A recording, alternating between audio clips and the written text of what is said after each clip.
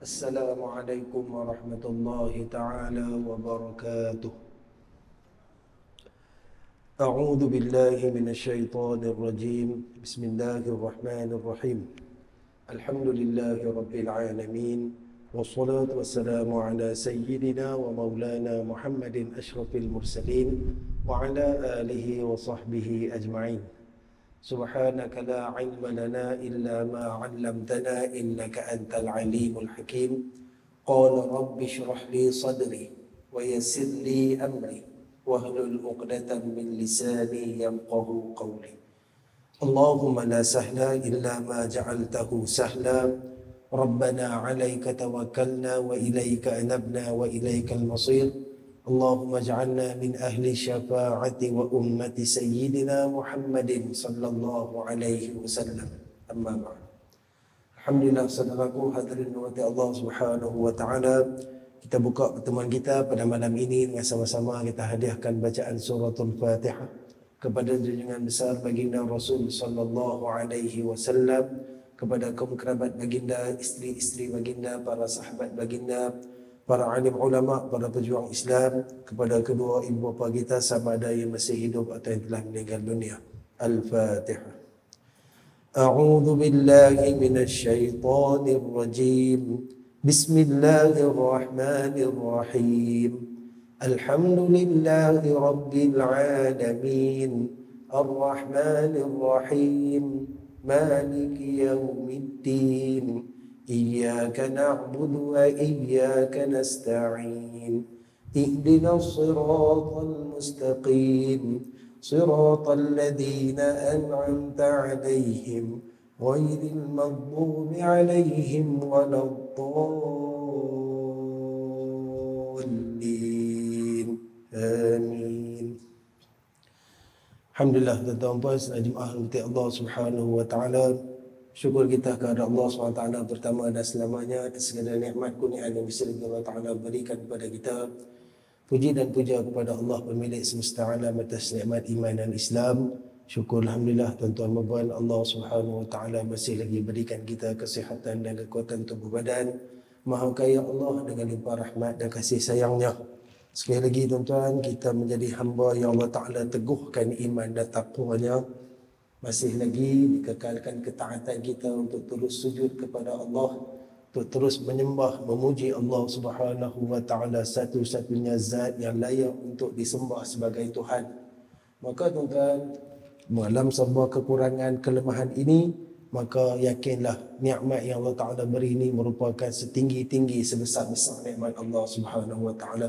Yang mana apa yang kita terima ni tuan-tuan, perkara yang wajib kita syukuri dan teruskan berdoa minta ke Allah agar apa yang kita terima daripada segala pemberian Allah hari ini, iman, Islam, kesihatan, kekuatan ni, Allah Ta'ala terus kekalkan pada diri kita semua sampai akhir hayat kita, insya-Allah. Amin ya rabbal alamin. Tuan-tuan dan Allah Ta'ala, alhamdulillah, insya-Allah malam ni kita sambung lagi perkongsian kita menggunakan kitab Adabul Mufrad. Alhamdulillah, kita masih lagi berada di bawah perbincangan mengenai keibubapaan, dan pertemuan yang terakhir bulan Februari, alhamdulillah kita tertengok pada hadis yang ke-18.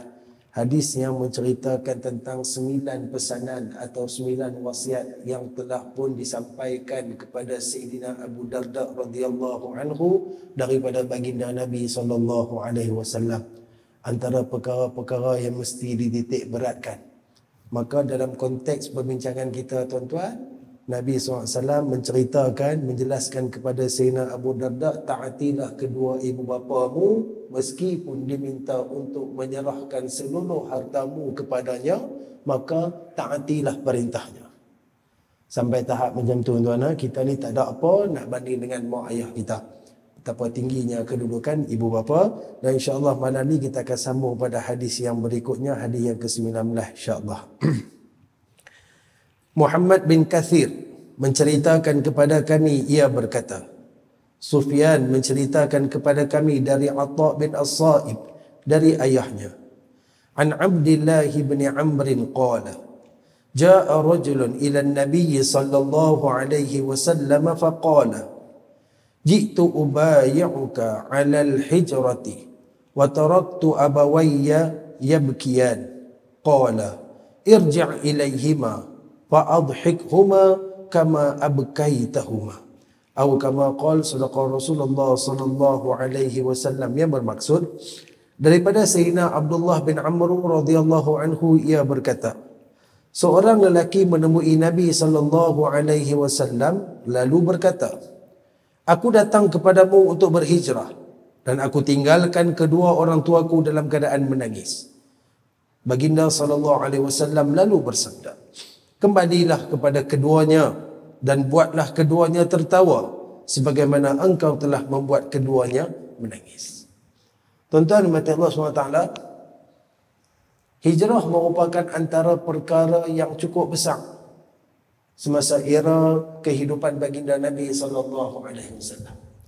Sebab cerita hijrah ni tuan-tuan, dia bukan kata satu perpindahan biasa. Kita faham kata hijrah ni pindah. Hijrah Nabi SAW dan para sahabat tuan-tuan, hijrah untuk menyelamatkan akidah, untuk memastikan agama Allah Subhanahu wa taala itu dapat terus disebarkan.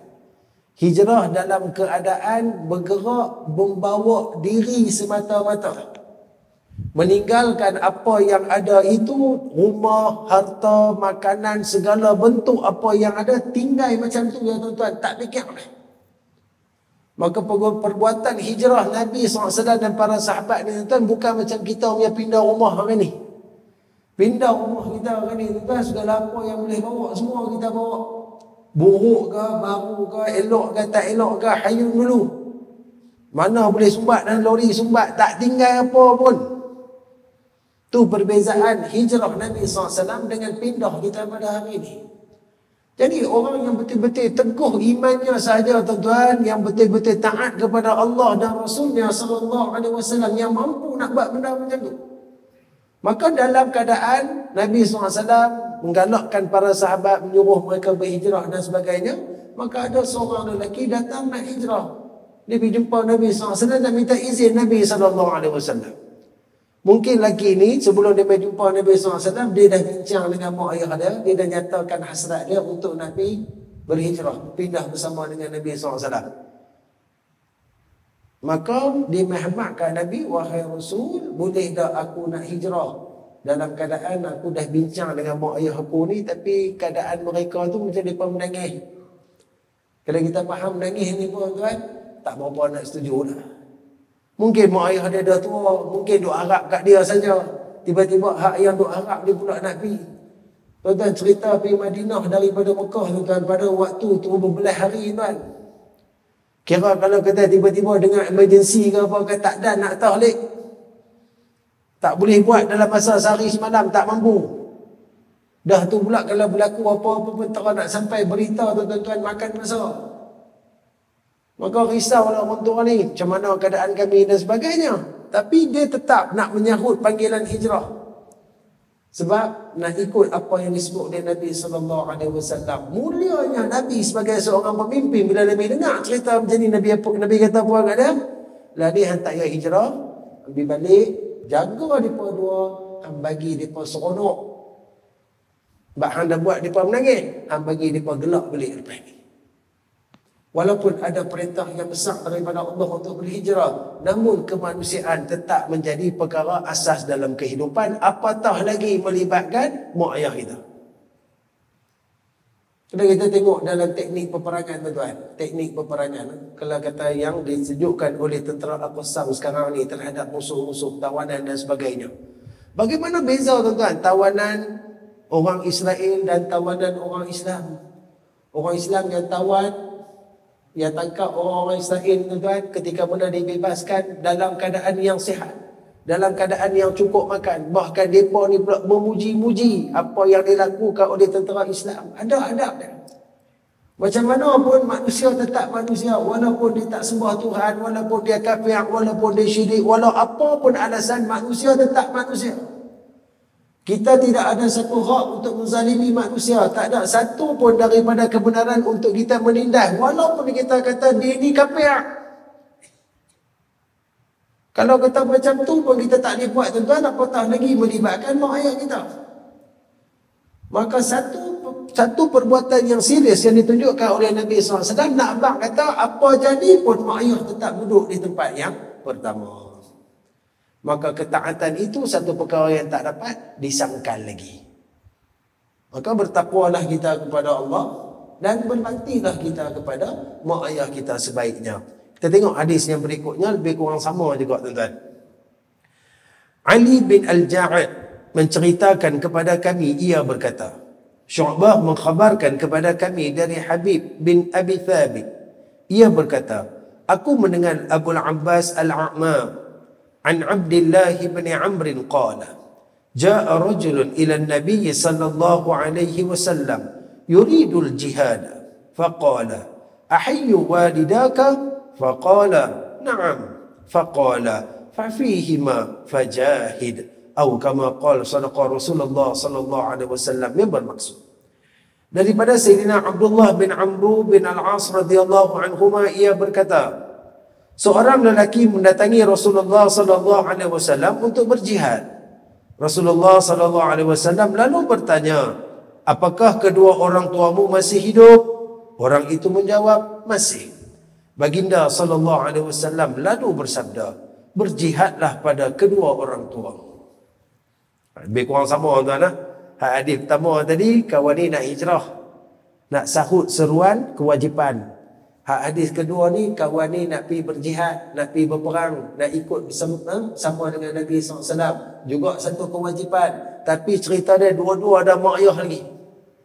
Hak first tadi dia cerita siap kat Nabi SAW, mak ayah dia macam tak berapa nak bagi pergi, dia pun menangis tapi dia nak pergi juga. Hak yang kedua ni tak cerita, Nabi tanya, mak ayah ada lagi tak? Ada.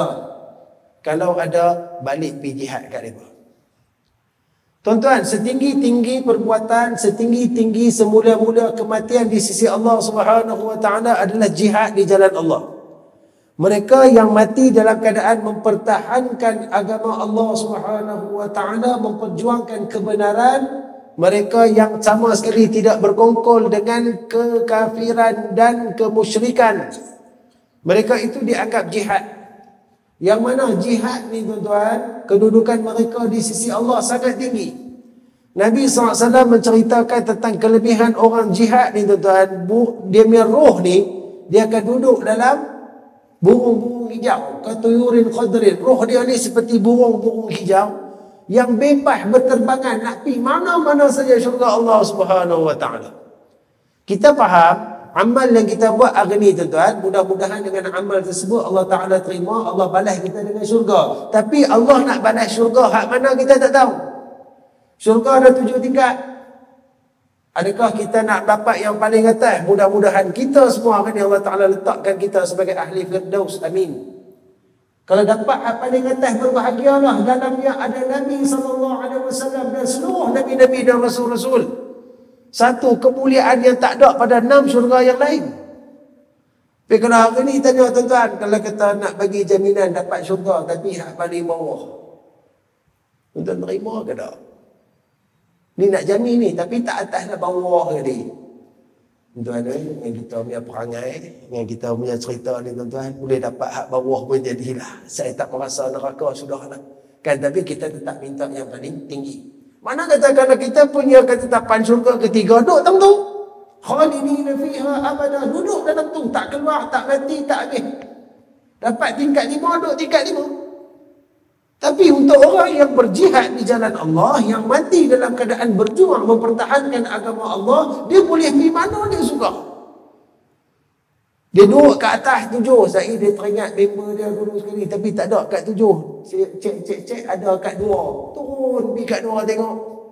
Sembang-sembang poin betul. Okay, aku balik dulu, naik pula. Terus nak naik, teringat adik-beradik dia pula, abang dia. Ada kat mana, nombor 4, singgah nombor 4 tu. Dia boleh pergi ikut suka. Hebat orang yang mati jihad ni tuan.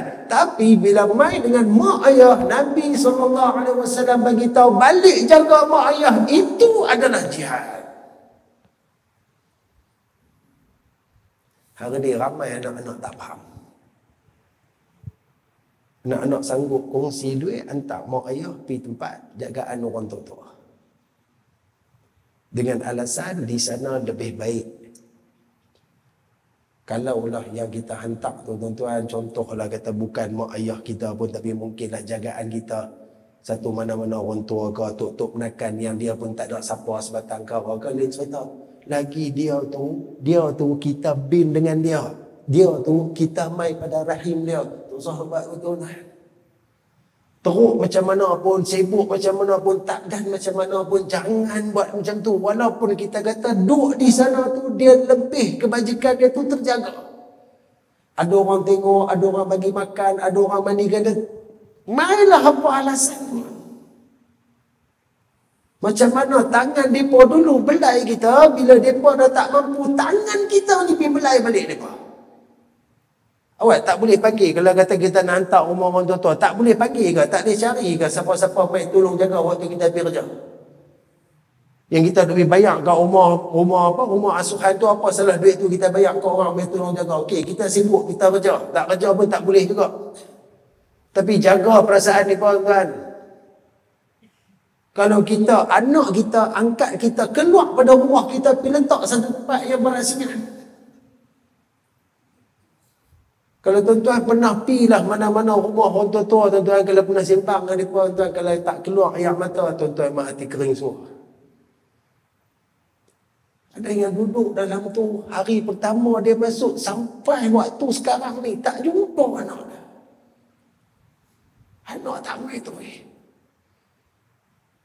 Yang mai tu, alhamdulillah lah, kurang-kurang dia faham. Walaupun perbuatan tu, perbuatan yang tak elok, tak cantik kan. Nabi bagi tahu di sini, tolong faham wahai anak, menjaga kedua ibu bapamu, apatah lagi ketika mereka lanjut usia, mereka dah tak mampu, mereka lemah. Satu jihad, satu jalan yang sangat mulia untuk mendapatkan syurga Allah Subhanahu wa taala. Susah lah nak jaga, memang susah. Lah ni kita ada anak, rasa susah dah nak jaga anak, susah. Depa dulu lagi susah. Dengan kita sekarang ni, dengan kemudahan, dengan teknologi, dengan apa semua ni, korang kita susah. Bayangkan depa hak dulu, benda tu semua tak ada. Kalau duduk dalam kampung sekali, anak sakit demam nak berangkut, kena pergi ke pekan pun bukan senang. Ada orang yang tak ada motor, kereta memang tak ada tu. Nak naik basikal dan sebagainya, tengah malam waktu pergi cari untuk bidak. Allah, kalau dengar cerita ni tuan-tuan, kita ni beruntung banyak. Sebab tu tuan-tuan, ulama telah bersepakat wajibnya untuk berbakti kedua ibu bapa dan durhaka kepada keduanya merupakan perbuatan yang haram dan termasuk dalam dosa besar. Sehingga kan haram dan besarnya dosa tu sampai Allah Ta'ala tak pandang pada seluruh ibadat dia yang lain.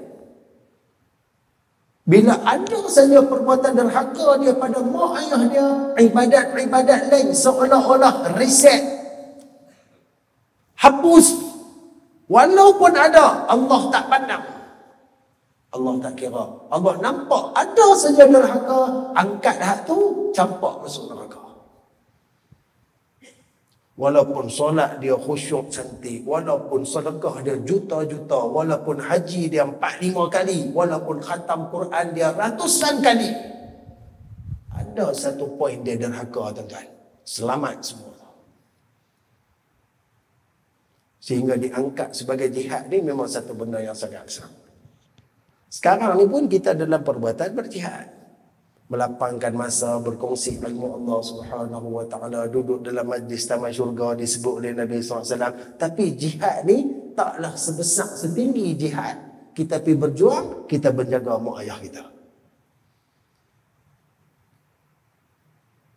Ini kalau boleh sampaikan kepada anak-anak sekarang ni tuan.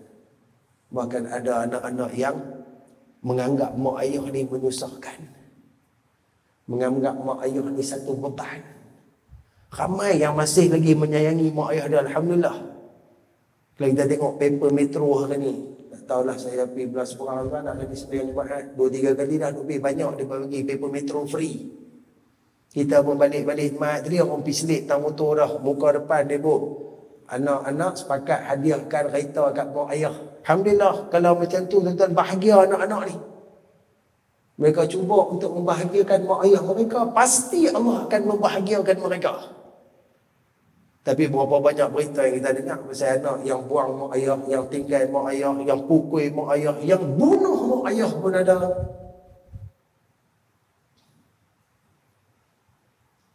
bertakwalah dan bertaubat kita kepada Allah Subhanahu wa taala. Maka tak dapat tidak untuk setiap anak, itulah antara jihad yang utama sewaktu mak ayah kita masih hidup di sini. Maka pastikan apabila jihad itu disebut, maka hukumnya sunnah. Maka seseorang itu tidak diperkenankan turut berjihad tanpa izin dari kedua orang tuanya. Sampai tahap macam tu, nak pergi perang ni, nak pergi perang. Lari pada medan perang itu merupakan satu perbuatan yang sangat besar dosanya di sisi Allah. Tapi kalau mak ayah tak izin, tak boleh nak pergi. Mana kata mana lebih besar, kita boleh buat pertimbangan. Maka pastikan kita anak yang tak derhaka kepada mak ayah kita. Baik, kita tengok hadis berikutnya. Hadis yang ke-21. Khalid bin Mukhallad menceritakan kepada kami, ia berkata, Sulaiman bin Bilal menceritakan kepada kami, ia berkata, Suhail menceritakan kepada kami dari ayahnya. An Abi Hurairah, Anin Nabi sallallahu alaihi wasallam qala, Raghima anfuh, Raghima anfuh, Raghima anfuh. Qalu, Ya Rasulullah, man? Qala, man adraka walidayhi indal kibari aw ahaduhuma fadakhalan nar. Atau kama qala sadaqa Rasulullah sallallahu alaihi wasallam, yang bermaksud daripada Sayyidina Abu Hurairah radhiyallahu anhu, ia berkata, Rasulullah sallallahu alaihi wasallam bersabda, sungguh terhina, sungguh terhina, sungguh terhina. Para sahabat radhiyallahu anhum lalu bertanya, siapa wahai Rasulullah? Baginda sallallahu alaihi wasallam lalu bersabda, siapa saja yang mendapati kedua orang tuanya atau salah seorang dari keduanya masih hidup di usia tua, tetapi ia masuk neraka. Tuan-tuan, faham kan? Nabi kata hina, celaka, sangat hina kepada satu golongan yang dia hidup, mak ayah dia ni masih hidup. Mak ayah dia dipanjangkan umur oleh Allah Subhanahu wa taala sampai lanjut usia, sampai tua, tetapi dia masuk neraka. Nak apa tuan-tuan? Pahami sebaliknya, menjaga, memelihara, berbakti, memberikan sepenuh penjagaan dan penghormatan kepada ibu ayah yang lanjut usianya, antara perkara yang paling mudah untuk nak pastikan nama kita ada di pintu syurga Allah Subhanahu wa taala. Sebab perbuatan tu perbuatan yang berat. Siapa yang pernah jaga dia tahu. Kena pula mak ayah dia tuan-tuan lanjut usia dalam keadaan sakit. Nak kena bagi perhatian lebih. Kena ada juga orang tu yang mak ayah dia terlantar dalam tempoh yang agak lama, bertahun-tahun.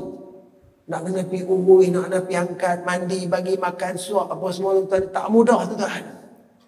Perlukan kepada masa, perlukan kepada pengorbanan, perlukan kepada keikhlasan. Dan itu syaitan akan cucuk tuan-tuan. Tak rasa dia ni bagi susah hang, banyaklah hang buat ni, biar pergilah kat dia. Pandai-pandai. Syaitan ni dia akan cari jalan tuan-tuan. Tapi kita teguh, itu mak ayah aku, tak ada mereka, tak ada aku. Kita buat sungguh-sungguh, jaga tuan-tuan. Syurgalah untuk mereka. Tapi Nabi sebut di sini, siapa yang ada mak ayah lanjut usia tapi dia masuk neraka, dia golongan yang paling celaka. Golongan yang akan terhina di akhirat nanti dan akan dihinakan oleh Allah Subhanahu wa taala. Sesiapa yang dihina oleh Allah Subhanahu wa taala, tidak ada jalan untuk dia sampai ke syurga Allah, tak ada jalan. Maka sudah pasti pemukimannya selama-lamanya dalam neraka Allah untuk diazab dan diazab dan diazab. Sebab dia satu manusia yang lupa daratan. Tak erti kenang jasa, tak erti nak balas budi. Ar-Rahman dan Ar-Rahim Allah Subhanahu wa taala itu merupakan satu perkara yang mesti kita tanam dalam diri kita. Kita juga kena jadi orang yang penyayang. Kena jadi orang yang kerti untuk tengok, bagi nak rasa sedih. Nak bagi nak rasa kita ni ada juga nak buat baik. Tapi kalau sombong menguasai, kalau nafsu yang kontrol semuanya tuan-tuan, Rahman Rahim dia akan hilang. Tak ada dah nak berasa belah. Bahkan dia mula merasa beban, dia mula merasa benda tu satu perkara yang menyusahkan, perkara yang membuang masa dia dan sebagainya. Sebab tu dalam cerita mak ayah ni tuan-tuan, kita duk baca ni mak ayah kita. Namun bila kita dah kahwin, mak ayah pasangan kita juga merupakan mak ayah kita. Kalau kita tengok pasangan kita buat lebih kurang kepada mak ayah dia, maka kita kena tegur. Kita kena bagi tahu kat dia. Perkara yang sama juga isteri-isteri, kalau dia tengok suami dia buat lebih kurang dengan mak ayah dia, maka isteri juga kena bagi tahu. Masing-masing ni kena anggap bahawa mak ayah ni mak ayah kita. Kadang-kadang bila kita main dengan mertua ni, kita ada double standard pula. Mak hang pandai-pandai hang, siapa aku nak susah. Tak boleh. Kita faham tuan-tuan, bila kita berkahwin, kita bukan berkahwin dengan pasangan kita semata-mata. Kita berkahwin dengan keluarga dia. Apatah lagi mak ayah dia tu. Sehingga kan hukum mertua, mak mertua kita tuan-tuan, bila kita kahwin saja dengan anak dia, aurat dia yang sepatutnya jadi daripada seluruh badan kecuali muka dan tapak tangan terus berubah menjadi seperti mana kakak-kakak kita. Selamanya walaupun kita dah bercerai dengan anak dia, kita tetap tak boleh berkahwin dengan mertua kita. Makna kata dia dah jadi mak kita. Bila kita berkahwin, kita akan ada dua mak, kita akan ada dua ayah. Berbaktilah kepada keempat-empatnya. Bila angkat tangan doa ke Allah, Rabbighfirli wa liwalidayya warhamhuma, bila sebut wa liwalidayya, bayang sama mertua kita. Mak ayah kita, alhamdulillah ada, sebab tu kita doa. Kita sayang mereka, kena sayang juga mertua kita. Kalau seorang pasangan tu dalam kata suami isteri ni, kalau ada seorang yang tak memberatkan apa mak ayah pasangan, kacau kan. Mak ayah ni susah dia. Kalau sebut tu tak boleh. Tapi Allah ni adil tau kan. Benda-benda macam ni kalau kita buat tuan-tuan, Allah akan bagi kita merasa. Kes tu pasti ada. Orang suka sebut karma, tapi saya tak sebutlah karma. Karma ni bukan daripada kita punya agama. Karma ni maksudnya pembalasan cash lah, macam tu lah. Tapi kita ni sebut senang lah tuan-tuan. Benda melibatkan nurhaka mak ayah ni, biasanya tak ada mati hang rasa ni. Biar hang tahu macam mana sakit dia waktu orang tua kita rasa sakit dia. Sampai Nabi risau, Nabi ulang 3 kali tuan-tuan. Kalau kita jumpa beberapa hadis, yang satu perkara Nabi ulang ni tuan-tuan, cerita dia, maksud dia benda tu besar kan. Nabi kata hinanya, celakanya. Jadi benda tu baru dapat ilham daripada, Nabi SAW baru dapat ilham dah tu. Itu kita dah sebut dah tuan-tuan, pembaktian hidup cara hidup, meninggal cara meninggal. Pembaktian terus berlalu sehingga kita mati. Bukan mak ayah kita mati, pembaktian tamat dah. Mereka hidup cara hidup, mereka meninggal cara meninggal. Kita lagi hidup. Doa sebanyak-banyaknya, hantarlah amalan sebanyak-banyaknya, hadiahkan ganjaran pahala kepada mereka.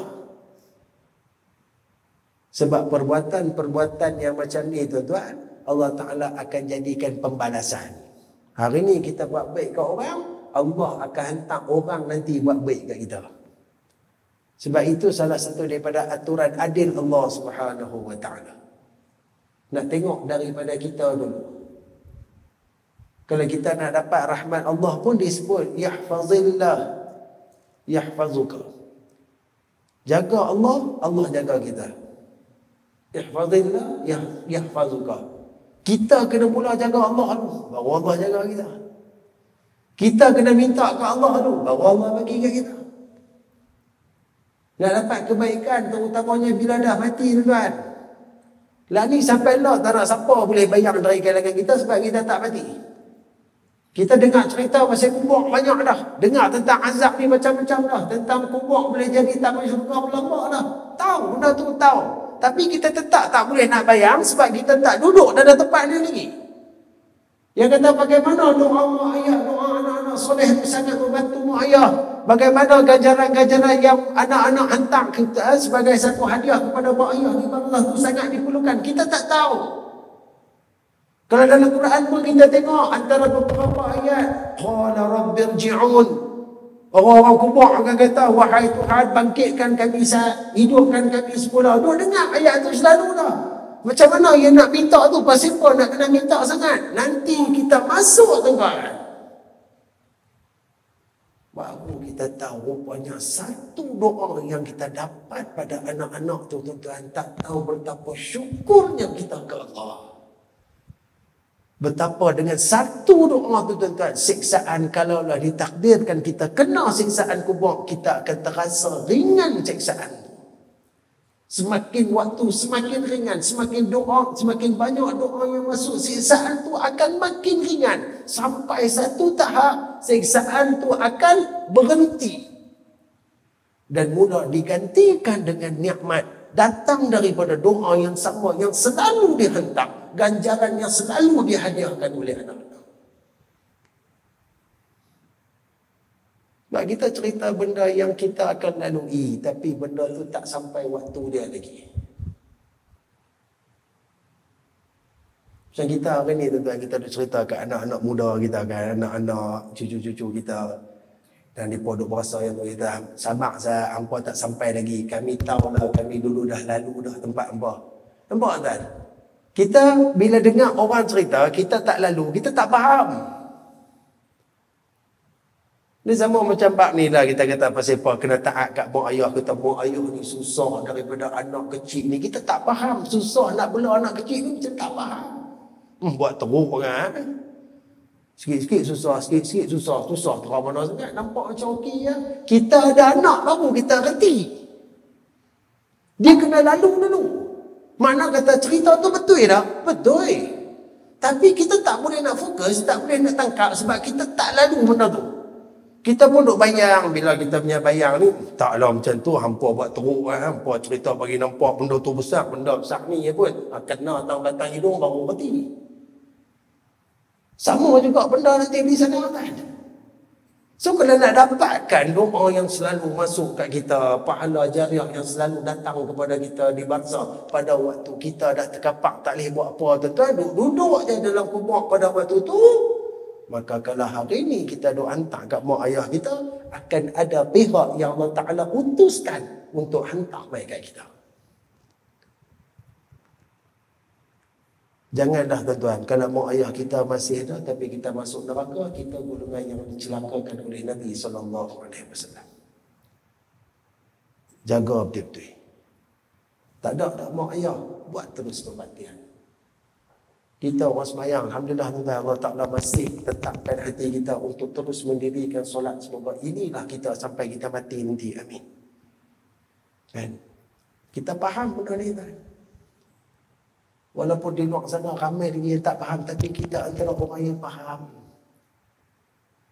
Maka teruskan apa yang kita buat sekarang ni tuan-tuan, untuk kita mendapatkan rahmat dan redha Allah Subhanahu Wa Taala, segala kebaikan yang mampu untuk membawa kita ke syurga Allah Subhanahu Wa Taala. Kita tengok satu hadis lagi tuan, insya-Allah.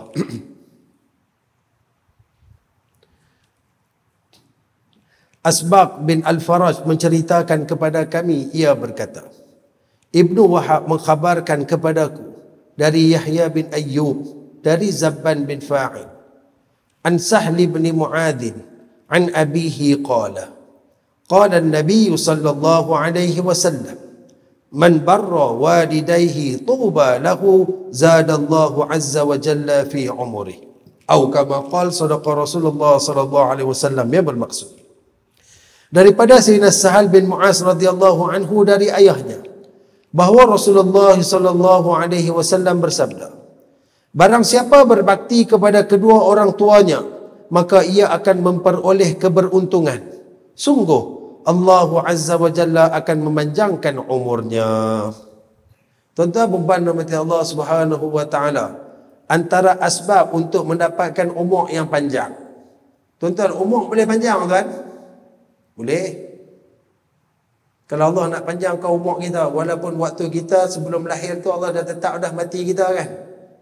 Contohlah kata untuk saya, jangan ambil bunyi orang lain, bab mati ni sensitif. Tang saya kata Allah kata takdirnya matinya saya dalam umur 50. Tapi sekali tuan-tuan kata riak. Kita ambil lah seorang Allah ni, Allah Ta'ala takdirkan umur dia 50. Tapi hidup dia soleh. Dia jaga hubungan dia dengan Allah, dia jaga baik hubungan dengan mak ayah dia berbakti, dia taat, dia buat semua kebaikan. Allah seronok dengan dia. Allah nak bagi kebaikan dia tu lebih banyak. Allah Ta'ala ubah daripada 50 tadi jadi 70 kata. Boleh jadi tak benda ni tuan? Walaupun benda ni dia duduk dalam perkara yang tak boleh diubah. Tak boleh diubah ni kena faham siapa yang tak diubah? Kita. Bila kita cerita bab umur ni tuan-tuan, dia termasuk dalam bab qada. Qada ni ada qada yang boleh ubah, qada yang tak boleh ubah. Qada yang tak boleh ubah maksud dia kita tak diubah. Ajal kita, jodoh kita, rezeki kita, mati hidup kita, benda tu Allah saja yang kontrol. Tapi kalau Allah nak ubah boleh tak? Boleh. Umur 50 jadi 70 Allah ubah. Boleh tak? Boleh. Siapa tahu? Siapa pun tak tahu. Sebab benda tu rahsia-rahsia yang Allah Ta'ala sembunyikan. Umur panjang ni tuan-tuan satu kelebihan. Tapi ada untuk setengah orang umur panjang ni pula satu kecelakaan. Umur panjang tapi tak duduk dalam keadaan iman dan takwa tuan-tuan. Teruk hisab ni. Sepatutnya makin panjang umur, makin dekat kita dengan Allah, makin banyak kita punya pahala, kebajikan dan sebagainya. Tapi dengan umur panjang ni tuan-tuan, Allah kita pula jadi jam. Satu persatu dosa yang tak habis-habis, maksiat yang berterusan. Okay, kita tak mahu tengok itulah. Kita nak duduk abang di sini. Nabi SAW kata, siapa berbakti kepada kedua orang tuanya, dia akan dapat beberapa keberuntungan. Syurga confirm insya-Allah, selagi mana dia ikhlas. Selagi mana dia tak merungut, syurga confirm insya-Allah. Dari segi murah rezeki, dia akan dapat. Dari segi kecukupan segala keperluan, dia akan dapat. Dari segi apa yang dia perlukan, dia akan menambahkan hati Allah untuk mendapatkan kesukaan Allah. Dia antara orang yang dipandang Allah. Segala permintaannya dikabulkan Allah. Segala kesusahannya dihilangkan. Banyak kan kelebihan pada orang yang berbakti pada mak ayah. Tapi yang disebutkan di sini tuan-tuan, antaranya Allah akan memanjangkan umurnya. Biasanya untuk orang buat baik, Allah tak panjangkan dalam keadaan yang serba lemah. Allah akan panjangkan dalam keadaan dia masih boleh buat kebaikan kat mak ayah dia. Dia mampu, ada tenaga untuk nak main masjid, nak semayang 5 waktu. Banyak kan orang yang kita tengok umur 70, 80 tapi main masjid ni steady. Semayang pun steady, tak pakai kursi, tak pakai apa. Tarawih mereka ada orang 20. Hak duk pergi naik gym ni yang badan ketul-ketul ni tuan-tuan, bukan kata 8, muka pun tak nampak dan tarawih. Kan? Hak Pak Long ni lah yang rumai lagi tuan-tuan. Kita pun kadang-kadang kata, tarawih ni kita dah buat 8 tu. Tengok muka Pak Long 2-3 orang tak ada. Mereka ni golongan yang istiqamah dengan 20. Ada orang tak, orang muda-muda. Dia boleh buat tu tak boleh ni kan sampai jenis apa orang buat, orang cerita. Tengok dalam status ni, Facebook lah apa. Alhamdulillah semalam dapat buat tarawih 20. Baru 20 cerita habis di dunia. Nampak tak sebelum ni 20 ni tak boleh nak buat. Tuan-tuan, Allah tak panjangkan umur saya saja tuan. Allah panjangkan umur dengan keberkatan, dengan kebaikan, dengan segala-gala apa yang diperlukan. Kita bagi laluan pada azan insya-Allah. Tuan-tuan berhormat Allah Subhanahu wa taala, alhamdulillah. Pada penghujung hadis tadi Nabi SAW ada menyebutkan zadallahu azza wa jalla fi umri. Yang kita faham di sini maknanya Allah akan memanjangkan umurnya. Apa yang kita boleh faham daripada maksud ayat tadi tuan-tuan? Maksud dia, Allah Subhanahu wa taala tidak akan mensia-siakan umurnya. Yakni setiap waktu, setiap tempoh masa yang berjalan pada umurnya itu di sana akan dikira sebagai kebaikan, kebajikan, pahala yang akan dipenuhkan oleh Allah Subhanahu wa taala. Dan juga bila umur panjang, rezeki ni macam mana tuan-tuan? Rezeki juga akan dicukupkan. Rezeki juga akan dipelihara. Dan Allah akan mengaturkan ke atasnya jalan-jalan kebaikan yang pelbagai. Dan Allah Ta'ala akan mengelakkan orang ini daripada terjerumus ke dalam kejahatan dan kemaksiatan. Satu-satu orang yang mendapat lindungan Allah Subhanahu wa Ta'ala, maka tidak ada siapa yang mampu untuk merosakkannya. Tak ada siapa yang mampu untuk menyesatkannya. Kan Nabi sebutkan, "Man yahdihillah fala mudilla lah." Siapa yang ditunjukkan, diberikan jalan petunjuk oleh Allah, tak ada siapa orang yang mampu untuk menyesatkan. Wa man yudlil fala hadiyalah. Dan siapa-siapa yang disesatkan Allah, maka malah mana makhluk pun tak ada orang yang mampu nak betulkan dia, kecuali datang juga daripada Allah Subhanahu wa Ta'ala. Mana kata antara umur panjang yang penuh dengan keberkatan, penuh dengan keafiatan, kesihatan yang sempurna, amalan-amalan yang terus dijalankan. Salah satu punca dia apabila kita terus berbakti kepada kedua ibu bapa kita. Bila kita sebut berbakti, saya kena habaq juga. Walaupun duduk ulang dah. Berbakti dalam keadaan mereka masih hidup atau mereka dah meninggal. Kita akan nampak berbakti pada benda yang ada. Benda yang tak ada, kita kata settle. Tak settle tuan-tuan. Tak settle. Sebab Nabi dah jelaskan. Kita tak sampai lagi pada hadis dia. Kita tak sampai lagi pada tempat dia. Ada dalam perbincangan kita tuan, 4 perkara yang Nabi SAW sebutkan, perbaktian yang berterusan walaupun mak ayah kita dah meninggal. Ada 4 benda yang Nabi SAW sebut. Tapi yang kita faham hari ini mudah, benda yang memang kita duk buat, doa dan juga amalan yang kita hadiahkan. Selagi mana kita buat benda tu tuan-tuan, benda tu membantu mak ayah kita, menyenangkan mereka, tak kiralah mereka berada di dunia atau mereka berada di barzakh, apa yang disebutkan oleh Nabi SAW ini akan balik kepada kita. Orang yang Allah Ta'ala jaga, kalau Allah takdirkan dia sakit sekalipun tuan-tuan, dia akan sakit dalam keadaan tenang. Dia akan sakit dalam keadaan dia redha, dia tak berumur. Allah Ta'ala tak jadikan kesakitan itu sebagai penghalang untuk dia terus berhubungan dengan Allah. Hari ni tuan-tuan, ada tak kita kata yang hari ni sakit lutut lah, apalah, kalau nak berdiri lama pun tak boleh. Jalan pun jadi sengit. Contoh kata, tapi bila boleh nak berdiri, nak sembahyang ni, tiba-tiba benda tu macam tak ada. Dia main satu macam kekuatan. Dia serupa kita bawa orang tua-tua ke apa, mak ayah kita kan, pergi bawa umrah tuan-tuan. Duduk kat sini kita boleh kau nak pergi ni, kan, nak pergi masjid pun tak larat kata, tapi tiba-tiba boleh nampak Kaabah depan mata ni tuan, lagi kuat pada kita. Kita nak tolak naik wheelchair, "Hei, aku nak jalan." Walaupun kita pula dia risau, boleh jalan ke ni? Boleh. Dia jadi macam tu tuan. Siapa bagi kekuatan tu, strength tu mai kat mana? Semua Allah yang bagi.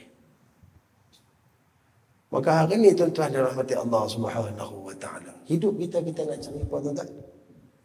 Kita pernah kongsi sebelum ni, kita nak cari redha Allah. Bila Allah redha kita hamba, syurga tu hak kita.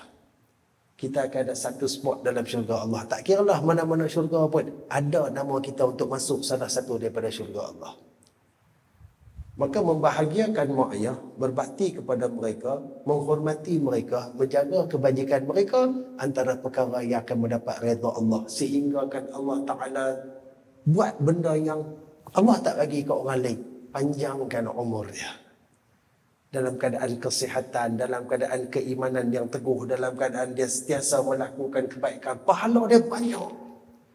Sehingga nanti waktu dihisab, akan ditengok umur dia ni asal 50. Aku panjang tadi pergi sampai 70. Hisab dia punya kebaikan, rupanya amalan dia buat ni kadang-kadang dia hidup seperti 150 tahun, 200 tahun. Ada orang yang hidup 30-40 tahun tapi pahala dia macam 1000 tahun. Boleh dapat tak 1000 tahun tuan? Awak tak boleh. Contoh kata 10 kali Ramadan kita kena Lailatul Qadar. 83 kali 10 duk ada 830 dah. Campur dengan umur kita sikit, campur dengan yang Allah Ta'ala gandakan lagi apa semua, lebih pada tu pun boleh. Ini untuk orang yang Allah Ta'ala nak bagi saja. Tapi Allah tak bagi macam tu. Allah tengok apa yang dia buat untuk menyebabkan Allah bagi. Maka kita yang kena mula cari amalan, cari perbuatan yang mana kalau kita buat tu Allah akan bagi kat kita kelebihan yang macam ni. Ni Ramadan nak main dah, tak lama dah. Allah Ta'ala panjangkan umur kita dalam keadaan kesihatan yang maksimum dan keimanan yang kuat untuk bertemu dengan Ramadan. Amin. Maka bila masuk Ramadan kita akan terbayang Lailatul Qadar. Sebelum ni kita kenal Lailatul Qadar, wallahu ta'ala a'lam. Tapi kalau 10 malam terakhir kita hidupkan dengan keadaan keikhlasan, mengharapkan kepada Allah, iman dan wahtisaban, mudah-mudahan kita salah seorang yang dapat. Maka maha adil Allah. Umur kita tadi tuan pendek nak banding umur-umur terdahulu. Nabi Nuh dan sebagainya, umat-umat ni tuan-tuan ribu-ribu umur. Kita 60 ni tuan-tuan jalan pegang tongkat. Mereka 60 tu baru nak tatih ke, baru nak guling-guling ke apa ke.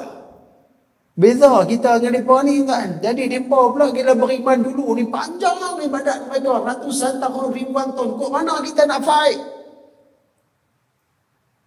Maka ini cara kita nak fight dengan mereka. Bila kita buat benda yang Allah Ta'ala boleh gandakan amalan, panjangkan umur, bagi kita ruang dan peluang untuk buat kebaikan kepada Allah. Maka kita dah tengok beberapa pertemuan sebelum itu tuan, sampailah tak jumpa satu lagi keburukan kepada orang yang berbakti kepada mak ayah dia. Bahkan kita jumpa pelbagai bentuk azab, pelbagai bentuk hinaan dan celaan kepada orang yang buat lebih kurang kepada mak ayah dia. Maka untuk diri saya, tuan-tuan, teruskan menjadi anak yang soleh. Teruskan menjadi anak-anak yang soleh. Kita semua nak mati, kita perlukan bantuan daripada orang yang masih hidup. Masa itu Nabi highlight, dah mati, pahala tak jalan kecuali 3. Salah satu dia, waladin salihin yad'ulah. Anak soleh yang berdoakan. Nabi dah maksiat lah. Macam mana kita nak didik anak kita jadi anak soleh? Kita memang bertegah dengan dia beribadat dan sebagainya. Kita jaga dia, dia pun anak kita membesar sebagai seorang yang beriman kepada Allah, jaga semayang dan sebagainya. Tapi bagaimana kita nak pastikan bila kita mati, dia mampu doa kat kita? Benda tu bukan benda dalam penguasaan kita kan. Tapi Nabi ajak, kalau kita yang buat dulu kat mak ayah kita, anak nanti pastikan buat kat kita. Maka kok mana pun segalanya banding untuk kita. Kita lah yang pilih apa yang kita mahu. Pilih baik, dapat baik. Pilih buruk, kita tanggunglah kesan dia. Mudah-mudahan ada rahmat dan kebaikan daripada perkongsian kita pada malam ni tuan-tuan. InsyaAllah kita akan bertemu lagi pada pertemuan yang akan datang. Minta maaf saya nak berhenti awal sikit sebab ada urusan tuan-tuan, melibatkan urusan keluarga saya. InsyaAllah kita akan berjumpa lagi pada bulan hadapan. Kita ada satu lagi pertemuan sebelum Ramadan insyaAllah. Yang baik itu daripada Allah Subhanahu Wa Taala, yang buruk itu pada kelemahan, kehinaan, kebodohan diri saya. Mohon ampun dan maaf tersalah bahasa, tersilap kata. Tuan-tuan perempuan, kalau ada apa-apa kebaikan yang boleh kita ambil pada pertemuan malam ni, balik lagi pakat cerita, kongsi-kongsi dengan isteri kita, suami kita, anak-anak, rakan-rakan, jiran-jiran. Mudah-mudahan ilmu yang baik bila kita faham, kita sampaikan. Manfaat ilmu akan lebih meluas dan mudah-mudahan apa yang kita sampaikan ni orang amalkan. Selagi mana ianya diamalkan, selagi itu kita akan terus diberi saham pahala kebaikan oleh Allah Subhanahu Wa Taala insya-Allah. 4 hadis yang kita tengok pada malam ni tuan-tuan, semuanya menceritakan tentang kebaikan yang kita akan dapat kalau kita yang memulakan. Maka teruskan apa yang kita buat hari ni. Kalau tak pernah buat lagi, mulakan sekarang ni. Sagi habis syak start doa kat mak ayah kita sebanyak-banyaknya. Kirimlah apa yang boleh kita kirim daripada amal, daripada pahala yang kita buat kepada Allah Subhanahu Wa Taala. Niat siap-siap sekarang ni, ya Allah, apa-apa saja yang aku buat daripada amalanku ini, kalau di sana ada ganjaran, maka aku hadiahkan seluruhnya kepada kedua ibu bapa aku, ya Allah. Bahagiakan mereka di barzakh, berilah kepada mereka ketenangan. Jikalau mereka diazab di barzah, wahai Allah, tukarkan azabmu dengan nikmat, tukarkan segala ketakutan kepada ketenangan. Minta niat ke Allah, Allah akan beri. Dan mudah-mudahan apa yang kita buat, Allah Ta'ala akan bagi kita rasa balik bila kita menjadi penghuni barzah Allah Subhanahu Wa Ta'ala, insya-Allah. Wa sallallahu ala sayyidina Muhammad wa ala alihi wa sahbihi wa sallam. Walhamdulillahi rabbil alamin. Wa hadha wa billahi taufiq. Wassalamu alaikum warahmatullahi ta'ala wabarakatuh. أعوذ بالله من الشيطان الرجيم. بسم الله الرحمن الرحيم. الحمد لله رب العالمين، والصلاة والسلام على سيدنا ومولانا محمد أشرف المرسلين وعلى آله وصحبه أجمعين. اللهم اغفر لنا ذنوبنا ولوالدينا وارحمهما كما ربيانا صغارا. اللهم أخرجنا عن ظلمات الوهم وأكرمنا بنور الفهم، وافتح علينا بمعرفة العلم، وحسن أخلاقنا بالحلم، وسهل لنا أبواب فضلك، وانشر علينا من خزائن رحمتك يا أرحم الراحمين. اللهم انصر الإسلام والمسلمين والمجاهدين والمستضعفين في فلسطين وفي غزة وفي كل بلاد المسلمين وفي كل مكان وفي كل زمان يا أرحم الراحمين. وصل الله على نبينا المصطفى محمد صلى الله عليه وسلم وعلى آله وصحبه أجمعين. والحمد لله رب العالمين. تقبل الله منكم.